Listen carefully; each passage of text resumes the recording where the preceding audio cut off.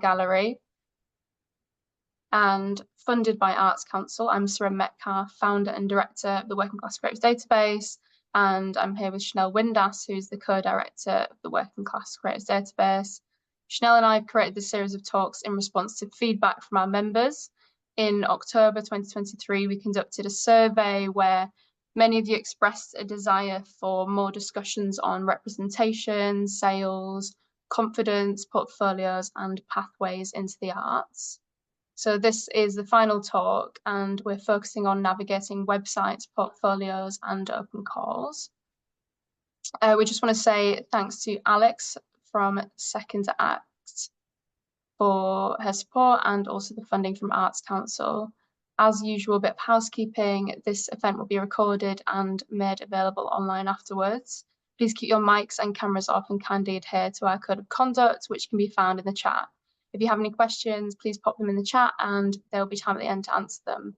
So without further ado, I'm going to hand you over to Jo, who will introduce herself, and we'll get started with the session. All right, thank you so much. Hi, everybody, and thank you very much to Working Class Creative Database and Second Act for inviting me along to speak to you all tonight. Again, just to give you a very brief what we're going to be doing, we'll do a wee 5-minute introduction. It'll be 40 to 45 minutes of questions, which I believe have come out of the database survey, which has been a core piece of information in terms of like steering these talks and the types of questions and things that you would like answers to. And because of that, I've spent quite a lot of time thinking about these questions, trying to give you as much information as possible. So if for the majority of the talk, I'm facing down, it's because I have a lot of notes. I've got plenty of things to talk about. And I really want this to be a session that you find value in and you can leave and feel that you have actionable steps and understanding of things that you could do to arm yourself with in your practice, your portfolios and websites, and so on. There'll be time for questions at the end, and I'll say it at the end and I'll say it now. If you have any questions that we don't get to, please feel free to reach out. My details are at the back of this presentation, so you can jot them down. And if you Google my name, you'll find me somewhere. But just a very quick hello and why I've been selected or asked to speak to you. My name is Jo McLaughlin. I'm an art historian. I'm currently the lead curator at Acrylicize, which is an art and design studio in East London. We also have a studio in New York. And I'm also a podcaster. I am the host and producer of Jo's Art History podcast. And it's a podcast that was started because I'm also a member of the Working Class Creatives Database. And I grew up in an ex-mining village in Glasgow. I studied art history, which all my friends and family now are still like, how have you, one, done that? Two, how did you manage to get a job in your field doing that? Because I'm sure everyone on here, if you've chosen to study art and it's a passion, if you're from these sorts of environments where it's seen as like a sector that's not for us, which is nonsense. It is. But my job day to day at Acrylicize is I work with private corporate clients and I commission contemporary artists all over the world to build private art collections. It's a great job. It's really good fun. Before that, I worked in galleries for about 6-7 years. Before that, I was in auction houses. I was in archives. So I've done the rounds, but my day-to-day is I deal with artists. So I see a lot of portfolios, I see a lot of websites, and I have a lot of opinions on how I feel that you could present yourselves better. And we're going to talk a little bit through that tonight. So we'll get on to the first question because we'll get straight onto it. So the first question is, what do you look for when reviewing an artist's portfolio? And are there key elements that make a portfolio stand out? So I'll take the first part of this question, which is, sorry to state the obvious, excellent images. This is a visual media.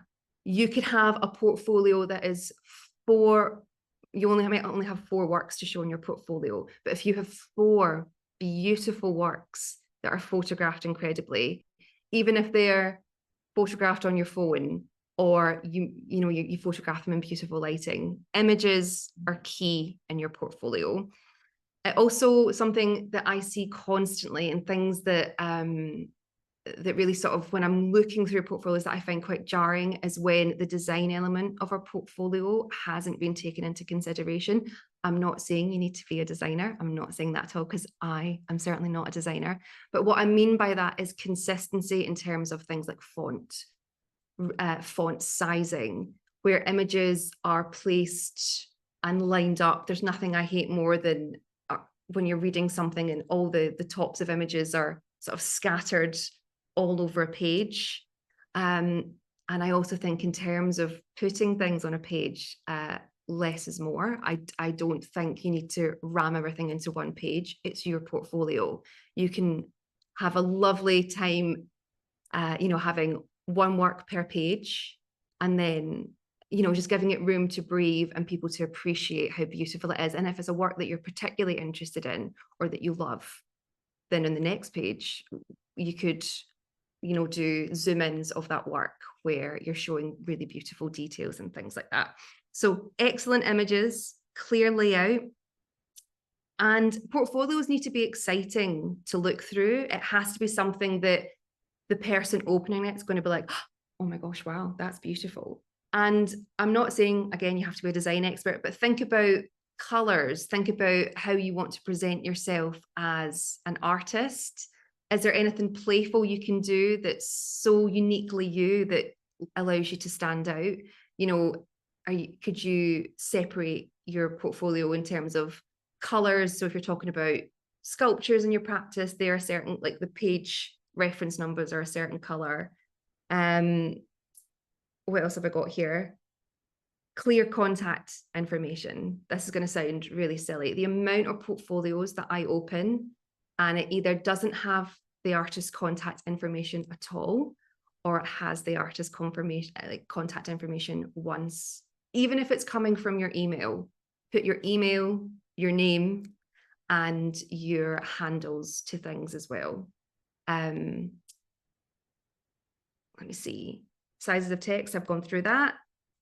Something I really want to point out, actually, in terms of like reviewing a portfolio, don't be afraid to split your portfolio into sections. That's something that I find, if you're an artist that has a multidisciplinary practice, sometimes you'll do paintings, sometimes you do prints, you'll do sculpture, split it into chapters. It's your portfolio. Have fun with it. Have a chapter or a section on your paintings, and then another chapter section on your sculptures or your written work or your performance pieces. Make it something that people really enjoy looking through. Tell the story of your practice. That's what you're essentially doing with your portfolio. It's the story of you, and make it as enjoyable as possible. And if you're not a designer, or you don't have things like InDesign or Photoshop, I don't have those. I only have those things because I work at an art and design studio. I can't afford to pay for those things if I was without that. Look at free tools like Canva, for example. You probably all know what Canva is. It's completely free to use, ad-free, and they've even got incredible templates for artist portfolios on there.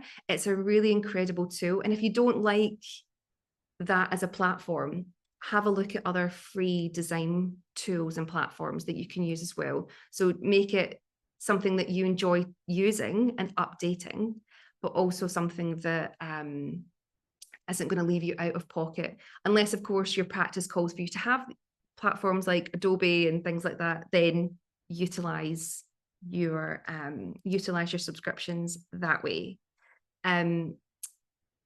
In terms of, are there key elements to a portfolio?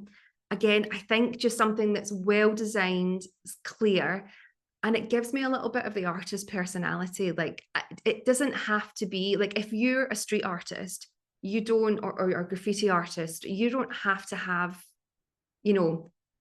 something that looks like an exhibition catalog. You can be really playful with your pages and the colors that you use.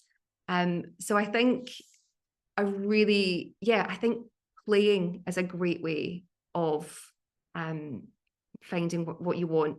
This is going to take time, and I understand portfolios are the thing that that seem to take, they're so important because you want to give a good first impression. But in the next question that I'm going to answer, I'm going to give you some tips in terms of like what I think you could do, so you're always sort of armed with portfolios to show, sort of thing. So in terms of that question, that's my thoughts and my beliefs in that. Oh, I've also put, before you send it to anybody, send your portfolio to a friend to proof, and just very politely say to them, can you read this? Is there anything that's not reading correctly or strangely to you? Because when you're looking at something, and I have to do this at work, when you're looking at something for hours or days or weeks, you don't spot tiny little things. So always good to send it to someone and say, just have a look through, any thoughts I'm looking for, proofing, if images line up, if anything's coming through bloody, do links work? That's a really important one as well. The amount of portfolios I have been sent where hyperlinks do not work is unbelievable. Okay, the next one. Should works be explained? And what about works in progress? So in terms of our portfolio, if you have a body of work, for example, that you're really proud of, and it's a series of works, you absolutely, you can explain it. Again, think of that chapter thing that I mentioned. If you've got a series, see it as a chapter, and there's nothing wrong with you writing 150 words to 200 words maximum. Nobody in my industry who's dealing with hundreds of portfolios a month, or every year rather, you don't have time to sit and read everybody's life story. You need something that's short and sweet about the series. And there's absolutely nothing wrong with you ending a little blurb and saying, for more information, please contact the artist, and then get into your portfolio, because you're then inviting people within that to get in touch with you. Because if a collector loves the series, they're going to get back in touch and be like, oh, I want a little bit more on that. Or if another just side note, if you have lots to say on a series of works, what you could do, if you're comfortable, is record a little video of yourself just talking about the series and edit that. You don't have to be on camera. I know a lot of people aren't comfortable with that, but you could lay images in the video of you talking about this. You can upload talking about your series. You can upload that to your Instagram and then include that link. For more information on the series, click here and make sure that link works. So it's just another way of inviting people to either get back in touch with you or direct them to somewhere where they can get more information on a series where you'll probably have a little bit more time. But when you're explaining something, if it's a series, couple of like 150 words, 200 words maximum. In terms of captions of works, absolutely. So the title of the work, the date, the medium, and the sizes. The amount of portfolios I get that don't include the size of works, because there's times I think something's going to be humongous, like a humongous painting, and I'm like, oh great, that's such a bargain for the price. And then I'll be like, can you just confirm the details? And they're like, oh, I think that it's like a third of the size that I thought it was going to be. And if you have prices in your portfolio, that's another thing we can get onto. I think you should have two portfolios, one that has prices and one that doesn't. But that is just my opinion on things. But I think if a collector is coming to you saying, I would like to see your works, then you would send them you would send them one with prices on it. Okay, and then I'm going to move on to, what about works in progress? Should they be explained? So I've put in my notes here, if it's a series, absolutely have an introduction page, like I've said previously. And something that, what I wanted to say actually in the sort of previous note, sorry, jumping around a little bit here, is in terms of the portfolios, I don't think you should have one portfolio. I think you should have several portfolios. But how you should handle that, and this is something that somebody told me once in terms of CVs, you should have a master portfolio where you have everything. That's not the one you send out, but it's the one where you have all your works. They're all in different sections, everything that you're really proud of, work in progress shots, completed shots, everything's in there. And then when someone approaches you or you want to send something to a gallery, you can then completely draft a unique portfolio to that gallery, to that collector, and then send it to them. And don't ever be afraid if someone comes to you and says, oh, I'm interested in your work, can you send me a portfolio? You are perfectly within your right to message them back and say, thanks so much for getting in touch. What are you particularly interested in? I've got quite a varied practice. Are you interested in paintings or prints or just a mixture of everything? And I'll send you something. So you can do that as well. Like, ask people what they would like to see. And it's the same with galleries and things like that as well. If you have a multidisciplinary practice, if you have a portfolio that's just your paintings, you can say, here's my paintings. If you're really interested in seeing some of the prints that I've made, let me know and I'll send my print portfolio. And if they don't get back to you, then just you follow up and you say, I haven't heard from you. So as mentioned previously, here's my print portfolio. And if you're also interested, I have this. And then it's a way of like keeping in touch with people. And it's also really nice as well, because if you have portfolios that are split like that, depending on how I work anyway, if I know budget wise, I'm like, oh, okay, great. Well, I'll look at this portfolio because it's prints and it's lower end, and that's sort of the bracket. And then works in progress, should they be explained? It depends on what you're using your portfolio for. So what I've got here is best foot forward. If you're dealing with clients, galleries, exhibitions, or art shows, I would submit in a portfolio, I would put your full, I would put full works.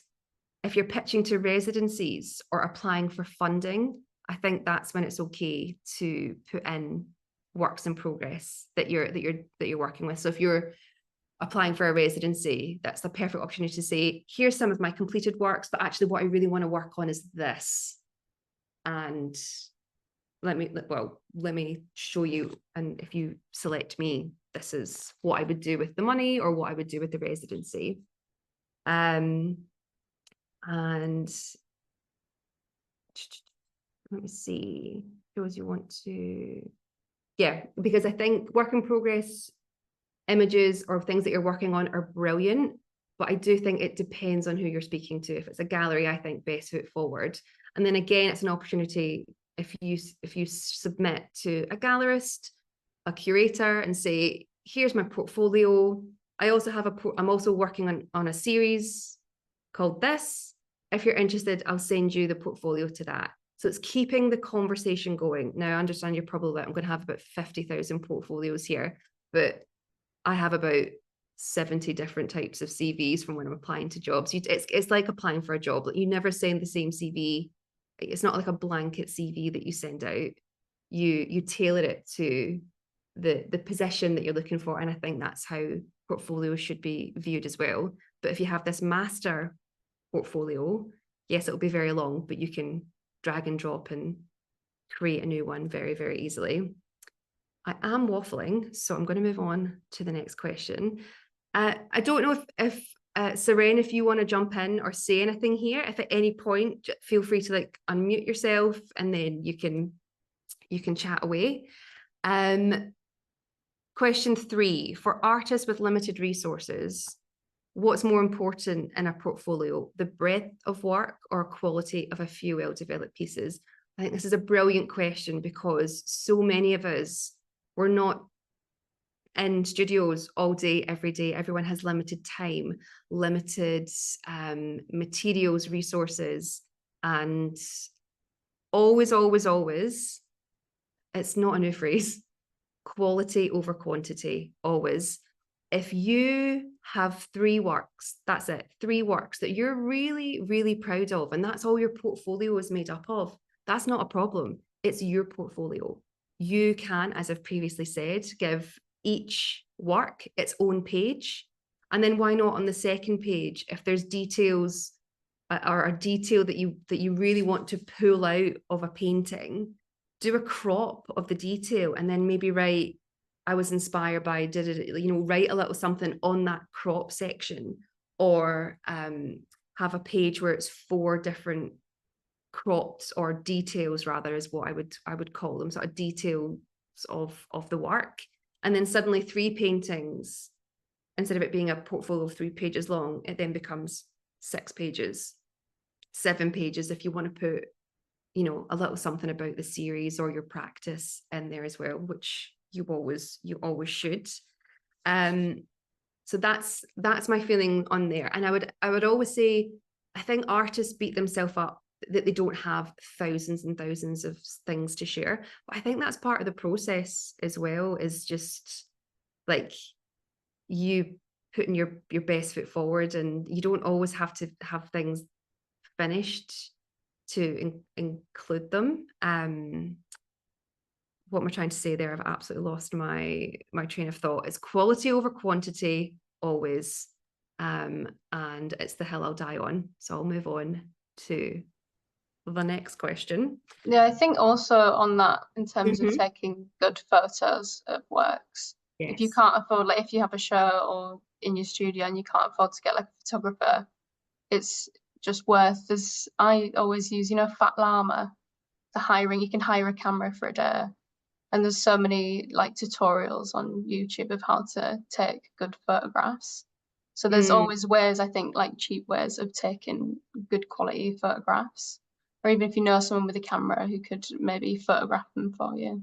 Yeah, absolutely. And then, you know, this is great where you can sort of skill swap as well, if you're looking for things like that, where you can maybe give them a painting class, or you can give them a print, or you can figure out between you, like, oh, how can I help you maybe I can help you at a shoot or something.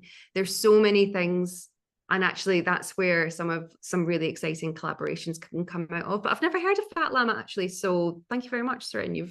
You've taught me something there. Yeah, that's what I've used for kind of getting lens. If you want like a good lens, you can just, I think like £10 a day or something, you could just hire. That's amazing. Yeah, that's incredible. I'll put it in the chat for anyone who Please wants to have do. that. Okay, question 4. How should creatives with a varied or multidisciplinary practice structure their portfolios to show their range without overwhelming curators? This is a great question. I've kind of touched on it, how I would do it. So I myself have a portfolio. I'm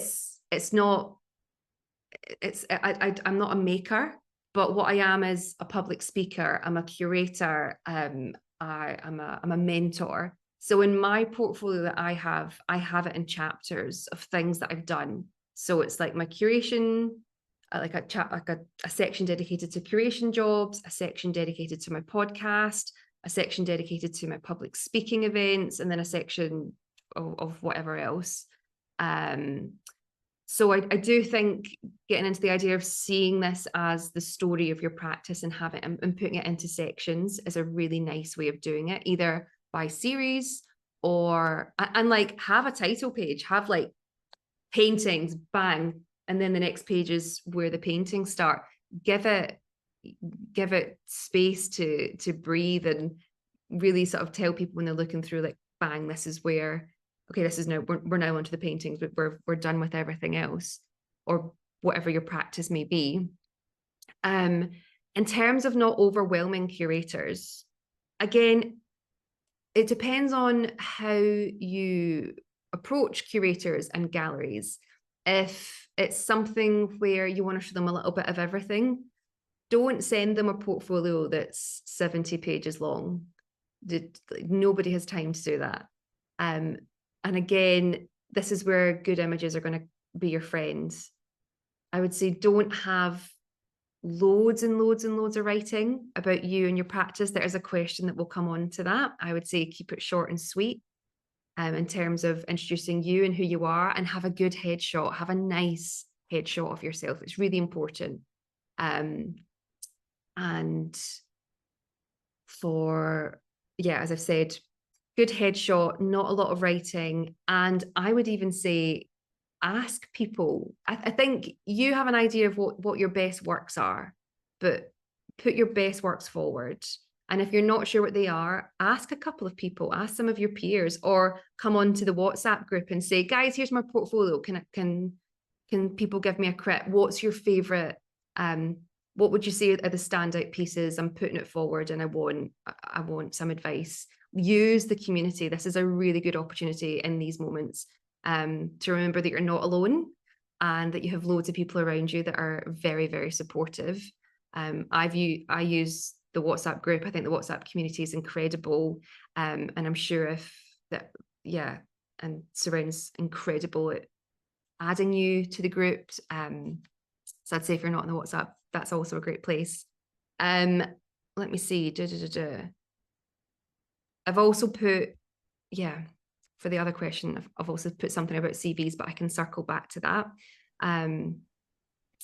But yeah, I would say if a curator has come to you and said, I'm interested in what you've got to show, as I've previously said, go back to them and say, that's incredible. Thank you so much. Thrilled that you've come across me. What is it in particular that you would like to see examples of? I've got a very, very practice. And then say, do you want this, or this and this, or a mixture of everything? Just ask people. You are so within your right to ask people. And it's the same if that's galleries that come to you, if that is collectors that come to you, curators, your mum, your dad, I don't know, like you can ask people, you're just asking a question. It's not coming across like you're unprofessional. You're trying to, save them time from wading through lots and lots of things as well. So that's my thoughts on that. What should an artist statement capture and how long should it be? Okay, touched on it very briefly there. Nobody, and I don't mean to be mean, nobody cares about your origin story the way that you do. And the amount of portfolios that I've opened, and it's been tiny writing, and it's been a whole page of someone being like, I was born and raised in like, people don't have time for that. I would say it's far more effective if it's short and sweet. So here's what I've got.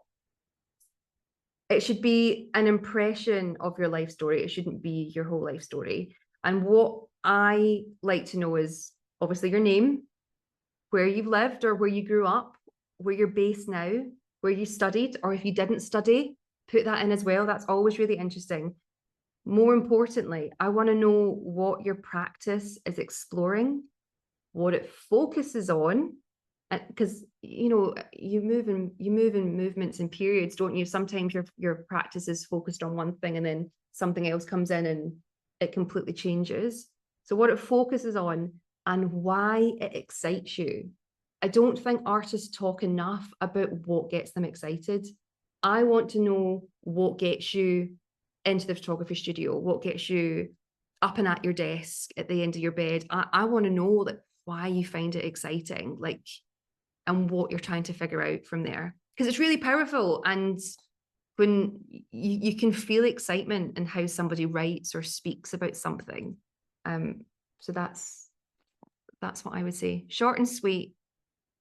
All your basic details, name, where you studied, or if you didn't, where you're from, where you live, your practice, because that's the important thing. It's your practice, why it excites you, and what it's exploring.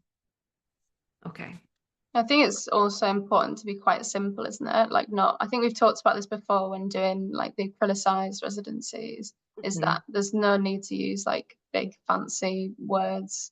It's so much better to be quite simple, isn't it? No, you do. Absolutely. And also, I think language, not just me, language is such a powerful tool. The last thing you want to do is someone to open your portfolio and be like, God, I don't know what 7 of these words and these 5 sentences mean. There's nothing wrong with being like, my name's Jim and I'm obsessed with the color blue. So I'm spending my whole life trying to figure out why I love it. And that's great. It doesn't need to be this scholarly thing. It's kind of like See it as an elevator pitch. What would you say to your friends in the pub if you said, you've got 60 seconds, tell me about you, go. And if you've never played that game, it's very fun, particularly after a couple of drinks. Even better, send that to your friends or ask your friends, what do you think my practice is about? And see what other people's opinions are on it. And then you'll be like, oh, that's interesting. I think it's always great to shoot it out because, again, being an artist, you're very sort of inward thinking. You have a community, you have your people around you. Don't be afraid to throw things out every now and again because you do get magic back sometimes. It's really, really great, but keep it simple. Okay. Are there any common mistakes artists make in their portfolios that could be easily avoided? Yeah, good images. I mean, I'm not the first person to say it. There's a reason you keep hearing it. Common mistakes, too much writing, unless that's your medium, unless you're like it's a writing portfolio. But if you're a painter or a sculptor, like let your work do the talking for you. If you want to say a little something, a couple of sentences on the piece, but that's also an invitation to say to people, if you want to know more, I'll happily jump on a Zoom call with you for 20 minutes or 10 minutes, or as if you do that, voiceover video thing where you sort of explore the work, you can put a link in your portfolio and it can take people to your social media page, which is also a good tool because then you're taking them away from a very condensed bit of information about you and artworks, and it shows them a more sort of sprawling example as well. But I understand talking to camera or just talking is not everyone's favorite thing to do. Simple things as well, like just making it visually beautiful, having images that align, having the same fonts, like and at the same size. Just make it, just like consider all these things, because it might sound silly to be like, oh, it was 3 different types of font and 4 different sizes throughout the whole portfolio. Like there's just something in terms of a consistency and standard that a uniformed portfolio gives you when you're looking through. It's like a beautiful coffee book. When you look through a nice coffee book, you're like, oh, everything's really aligned and slick. And your portfolio should be the same thing. Make it slick. And if you're not convinced, speak to the group, ask people, hey, can we jump on a Zoom? Is there anyone in the community that wants to jump on a Zoom and we can review our portfolios and see how we can give some people feedback. And the big one, contact information. For the love of God, put your contact information everywhere. Even if you think that's probably too much, it is definitely not too much. Put it on the front page, put it on the back page, put it on your Instagram, have a pinned post that's like, how do you work with me? Like, put it everywhere. People are so lazy. Like, just make it as foolproof as possible for people. And that's my piece on what common mistakes that people make. But the amount of people that don't put information, their contact info on a portfolio is incredible. Now, how would video / performance pieces or written word be best shown? Now, these are mediums I have very little experience dealing with, and I will be very honest with you in that. However, as a video, when I've had to deal with these through like residency applications and whatever else, my takeaways are as follows. Just let me get my notes. So, a video. You can embed videos into your PDF. So if you've got a portfolio and you're a performance artist, you can embed a video. However, a very common thing to do is have stills from your performance or your written piece, and then a link that takes you to a video, an external platform like Instagram or Vimeo or YouTube to watch it. That's absolutely fine to do as well. But again, the images have to be, the shorts have to be, or the snaps have to be great quality.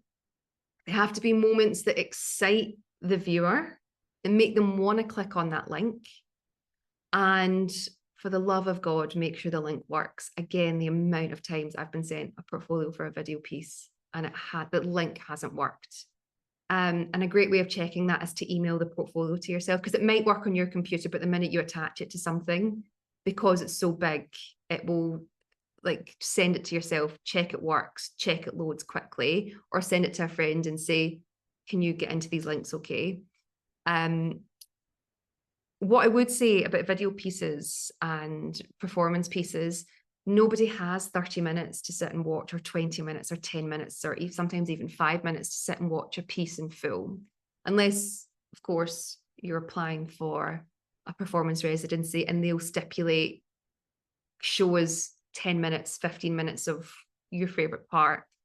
I would say do shorts. So edit your video down to like a bite-sized teaser of the performance piece and say, here's a bite size, you can watch it here. For the full length performance, click here. Give them 2 options. I guarantee you they will always go for like the condensed version, because nobody has 30 minutes to sit and watch a whole piece. Give them the option to, but edit it down so it's digestible and watchable within the constraints. Because if you're applying for a residency or whatever else, that there's several portfolios that you have to work through. And then in terms of written pieces, I'll be very honest in that I've only ever commissioned writing. I've never been sent, I suppose I have been sent writing samples, but that's very much what it is. It's an extract of something and then a link to here's the full piece if you're interested.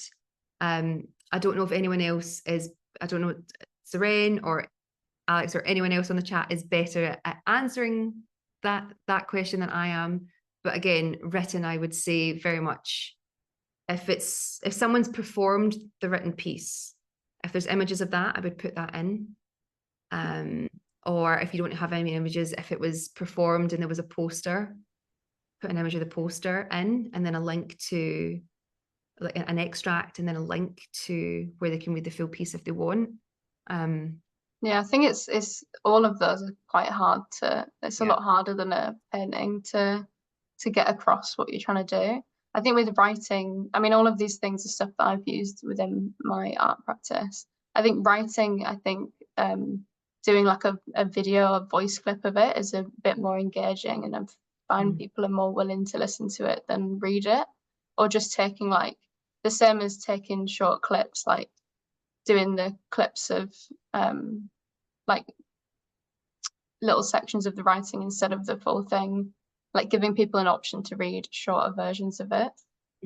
And one thing with video, if you can only put photographs in, you can make small GIFs of videos, so at least you've got like a slightly moving image, which I guess conveys that performance element. Yeah. That's great. I never would have, that's a great shout, actually, recording yourself speaking your written piece. Absolutely. And in the world of podcasts where people can listen to it on the go. And it's also really lovely to hear an artist speak about their work. I love when I can watch a video of an artist talk about their practice.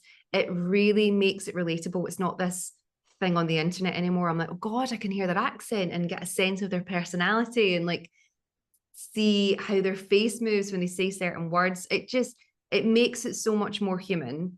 And that's the whole point of art, is to connect, isn't it? So we'll keep that in mind.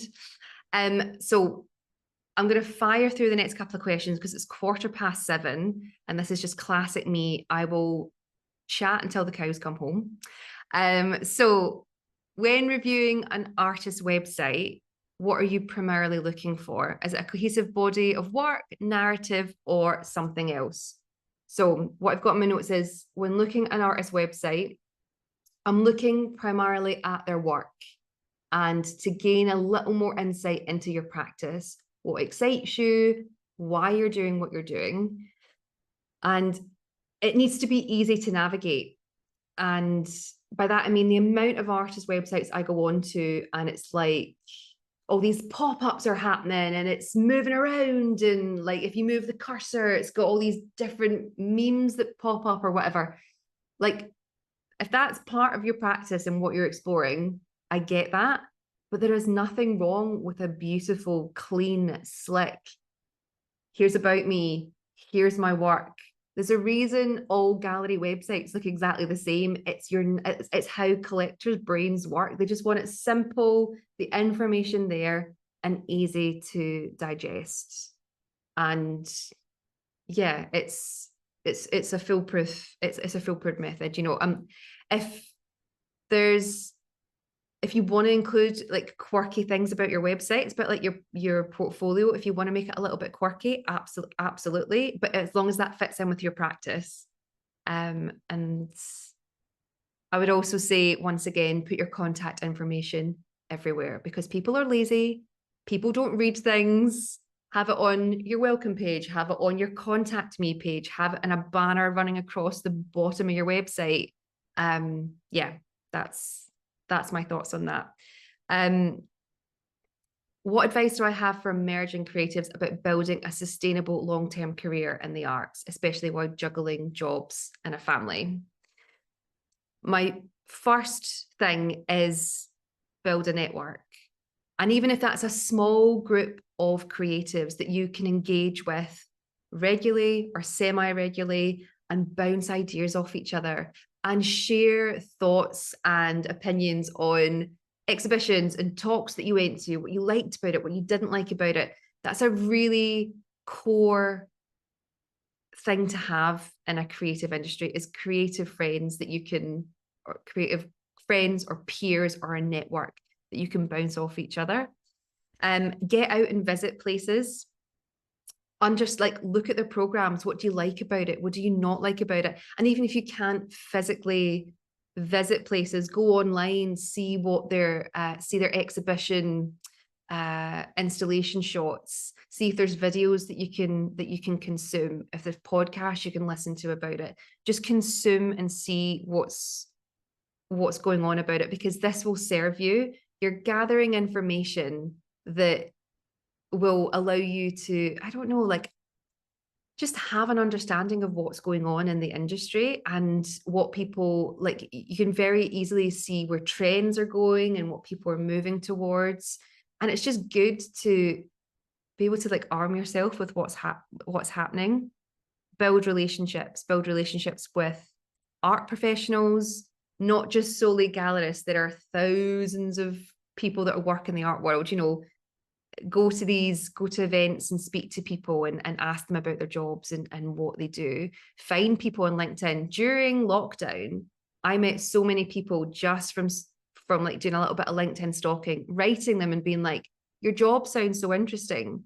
Can we jump on a Zoom for 20 minutes and you tell me about it? People love talking about themselves. They will do that. And if, like, it's great. And it's a really good way as well for them to understand a little bit more about you. But they'll then, if they know a little bit about your practice, will be like, oh my God, wow, okay. Have you thought of this gallery or this gallery or this person? It's brilliant. But be curious about what people do, because there's thousands of different jobs and things that people are up to. But again, it's all part of core relationship building. Put yourself forward for things. Don't sit on your backside and be like, someone will find me. Yeah, it's tough getting rejections, but like send an email, even if it's once a month, you're writing someone to be like, I really love this gallery program. Would be really interested to know how you look to work with artists. Really interested to know where you came across this artist in your stable. I've never come across them before. Start conversations like that. Be clever with it. If you're based in London or not based in London, I said don't pigeonhole yourself in terms of a career. You know, allow yourself to be fluid in terms of your creativity and see where that goes. Ask others for advice on where you could work or where your work could be shown. That's a big one as well. Again, if you do that LinkedIn thing that I did, people will, or even just open up LinkedIn or open up and be like, is there any good open calls? You know, put it out on Instagram. Is there any good open calls? Again, the WhatsApp group for the database is incredible. If you're not on that, people are constantly sharing opportunities, jobs, doing sort of self-starting open calls. We're like, oh, I think I'm going to go in for this. Does anyone want to form a collective? It's incredible. Have a price list and a portfolio ready to go. I'm very aware we've got 10 minutes left. And I've got so much to say. Don't be hard on yourself. That's a really big one. Do not be hard on yourself. Being a creative is so tough, and it takes so much out of you, more so than what a banker needs to give in a day. Like, you have to be on and creative all the time, and that just isn't possible. Like, sometimes you have to walk away from things and come back to them, and that's okay. If I'm gonna, I have such a huge list of all the things I want to say here, so maybe I'll share my notes afterwards, and Sarang, maybe you can send them round. Yeah, we'll do that, I think. Yeah, and families. Now, if you've got families, I don't personally have small children, but obviously I have family. They're back in Scotland. But if in terms of, if anyone is listening or finds this, anyone's listening or now or in the future that might have like a young family, there's a really incredible art historian called Hetty Judah, and she writes about motherhood and fatherhood and the process of creating when you have these responsibilities. And they're really incredible. And I've got so many female friends that have now become mothers who are creatives. And I always give one of Hetty's books to them, because it feels like when you're reading it, you don't feel so alone, and that there's a wealth of people out there that are feeling overwhelmed, that they're not being productive enough. There's that whole guilt that you've got all these things that you have to balance and judge. I'm going to move on because there's so much I could say here. I could probably do an hour talk on that alone. Sarang, what do you want to do? Because we've got, let me see, there's 3 more questions, but I really want to sort of open it up to the floor as well. So I can race through these final 3. I don't have to do a hard stop at 7:30, but I'm not assuming that no one else can. So what's your... Maybe we should open it up to the floor. If we just go through, if you just click through the questions, if anyone wants to put in the chat if they want one of them in particularly answered, and then I think maybe we'll use the resources, what you have written down, Jo. We can maybe share that afterwards. Yeah, I mean, it's the scribblings of a mad woman, but I'll happily share them around. Okay, so what advice would you give to someone who's trying to build relationships with curators and galleries, but doesn't have existing connections in the art world? That's one of them. What advice do you have for emerging creatives about building a sustainable long-term career in the arts, especially... Oh no, I've just gone back on myself. What do you think institutions, galleries, or curators could do to better support creatives? And what are some of the resources or spaces working class creatives should be aware of? Grants, residencies, exhibitions. I do have a few things to say on that. But in terms of questions, I can't see the comments. So maybe some... Yeah, so we've got, feel free to put your questions in the chat. We've got one question from Melody that says, is there a preference for the order information is presented in a portfolio? For example, do you prefer to... There's a little box over what it says. Do you prefer to straight into the art, or see a little bit about the artist first, or a list of past exhibitions? So I personally, you're a human. It's like, people buy from people. If I open a portfolio or click through a portfolio, the first thing I would love to see is your face and then a little bit about you. I would love that.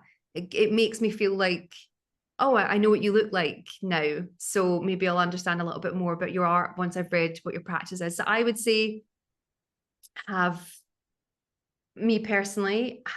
your about you page, and then go into the art, and then right at the end, that is where I would put things like your exhibition information, your history, your CV. I would leave that at the end. But nice, lovely shot of you and your blurb and then into the art. Brilliant. And then someone has said the question about residencies and funding would be helpful if you have the time. So maybe we go to that question. Sure. So this one here, what are some resources or spaces that working class creatives can be aware of? Grants, residencies, and exhibitions. Let me get to my notes. Okay. So in terms of application helps, I'm sure a lot of you have heard of this website or have heard of this duo, but White Pube is incredible. They have a whole database of successful funding applications to almost everything you can think of. And it's artists who have been successful, and they have shared with the girls at White Pube their successful application to give you an understanding of the types of writing and ways you can answer things to write a successful funding application. And it's completely free. Just have to go onto their website. That's White Pube, and it's an amazing resource. And they also every now and again offer sort of sponsored writer places as well. Things that you get like £500 and you'll be like the writer in residency, in case there's any writers that are listening or watching to this. In terms of grants, there's a brilliant thing that absolutely nobody knows about, and it's called the Directory of Grant Making Trusts. I'll say that again, the Directory of Grant Making Trusts. And it's published every single year in the UK. Go to your local library, they will have this. So you might have to join your local library, or if you're at university, your university will have a copy of this. And if you're in London, the British Library will definitely have a copy of this. You can also request your library to buy it as well. And what it does is it lists every organisation in the UK by category. This is private, these are like private firms, private individuals, charities that support and have grants in your field. It's everything. It's science, it's law, it's arts. And I know about it because I got funding using this book. I got about £2,500 of funding when I went to study my master's by writing to people. And it's people like whose their mum loved art history, or their mum was an artist and now they run a law firm. So every year they put aside £5,000 for an artist to have, but you have to apply for it. And the only way you'll find it is in this book. It's an amazing resource that nobody knows about. Like I spent about 4 days with it, just sort of like thumbing my way through it. And like I wrote 50 people and I got 3 responses and £2,500. And I didn't have to do anything. It was just like, good luck with your masters. It was incredible. And I've told so many people to like use it. So again, the Directory of Grant Making Funds, enjoy it. It's an incredible resource that nobody knows about, and I've used it. Your local council, they're great as well. A lot of them have grants for further education, for furthering your practice, for essentially upskilling yourself. Have a look, write your local council and see if they offer anything like that. Again, I know this because I wrote my local council, and if North Lanarkshire Council in Coatbridge has money to give people to further educate themselves or support their practice in some way, then I'm sure others will as well. Starving Artists, that's an Instagram account. I'm sure you'll know it. They are incredible. Every single day they post opportunities for artists, grants, residencies, exhibition opportunities, all paid opportunities. So that's Starving Artists, if you don't know that. And then I've got here Creative Entrepreneur Club. That's something that I've used a couple of times. Again, it's more like they'll put like residency opportunities, or they'll put opportunities for grants, or for like pitch to like curate a space or be in a space. So Creative Entrepreneur Club, or Creative Entrepreneurs Club rather. So that's one. Residencies, I'll do a casual plug. Working Class Creatives Database and Acrylicize. We have a residency program, and applications close on Sunday for our next intake. It's 2 artists. We give you a space in our London studio in East London for free. So you get to see me every day. Lucky you. And we give you a stipend for materials. You'll get the studio between 6 and 9 weeks. And then if you want, you can have a show at the end of it as well in the gallery space. And this is our, oh my gosh, Seren, what is this now? The 4th or 5th one that we've done? I think it's our 4th residency. 4th? Yeah. It's an amazing opportunity, and the studio fund it because the whole point of Acrylicize, it came out of it was our founder's end of year art school project. But we were in a huge old warehouse, and we rent out the warehouse for events, and the money that we make from the events is what funds the residency. So it's a lovely little ecosystem. Artistcommunities.org, that's a great place to find residencies. Artconnect.com, this is more global though. This is like looking at the States, looking at Europe, if you're looking for residencies. ArtQuest, Creative Scotland, if there's any Scots or people that fancy going up to my neck of the woods to see what's going up there. And then another one that's around the corner from Acrylicize is called Plop Residency.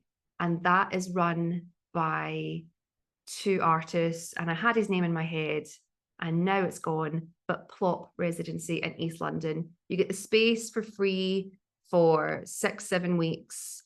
And oh my God, the guy that runs it has completely... It's Ollie Epp, isn't it? Thank you, yeah. Ollie. Thank you. Yes. And they run a really exciting program. And currently their artist in residence is a balloon artist. Like, so if you've got a weird and wonderful practice, they're here for it. They want to see it. And don't be afraid to ask for opportunities as well. LinkedIn, social media, and working class creative database, your community that you have. There is use the hive mind of these people. There is nothing wrong with throwing out a question and seeing what comes back to you. If anything, it's silly not to, if you have access to these things. Exhibitions, Hypha Studios, they're always doing open calls for curators, or even a really good way of finding curators, particularly if you're in London, is going through their past exhibition program and seeing the curators that have curated the independent shows there. That's a great way of finding people, looking at past shows, writing them and saying, oh my God, I never saw that you did this show. Do you have a mailing list? Can you add me to it? There you are, you have a connection, and that person will remember you because you've reached out and complimented them. We're shallow people, we love a compliment. And take matters into your own hands as well. I do a lot of mentoring for young artists, and earlier this year I worked with a young girl who didn't have a studio space and couldn't afford one. And I said to her, well, what about your high street? Is there an empty street? Is there an empty shop in your high street? And she was like, oh yeah, there's loads. And I was like, well, call the ad and see if you can speak to someone. Can you speak to the owner? Can you maybe make an arrangement where you'll get access to the space? And she was like, there's no way that'll happen. And I was like, try it. And lo and behold, she met one of the owners of the shop units that were lying empty. He met her, shared her story, and he was like, oh, I won't give you one of these, but I've got a huge space 10 minutes down the road that's just lying doing nothing. You can have that for 6 months while I wait for my new tenant to move in. And she got herself a studio because she asked. Create your own opportunities. The worst people are going to say is, no, sorry, not interested. And you're already got a no by not asking, but you might as well ask the question.